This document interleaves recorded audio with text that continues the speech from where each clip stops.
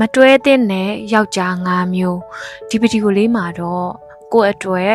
တွဲဖို့လည်းမသင့်ဘူးလက်တွဲဖို့အဖြစ်လဲရွေးချယ်လို့မသင့်တဲ့လူ5မျိုးအကြောင်းကိုလာပြောပြပေးရဖြစ်ပါတယ်အကယ်၍ကိုချစ်တူကဒီလိုမျိုးထဲမှာပါနေတယ်ဆိုရင်တော့အမြန်လက်လျှော့တတ်ဖို့လိုမယ်နော်ဒီအချက်လေးတွေကတော့နံပါတ်1အပြောတစ်မျိုးအလုပ်တစ်မျိုး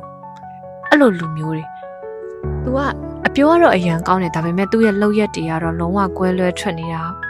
နံပါတ်2စေတနာမရှိသူသူ့မှာပတ်စံ1000ရှိထိုင်900လောက်တောင်ကိုခွဲမကြွေးချင်ဘူးဆိုလို့ရှိရင်လေဒီလိုလူမျိုးကအရန်တွန့်တိုတတ်တဲ့သူဖြစ်ပါတယ်နံပါတ်3အပြစ်တင်တတ်သူကိစ္စတစ်ခုခုကြောင့်နှစ်ယောက်ကစကားများတယ်ဆိုရင်တောင်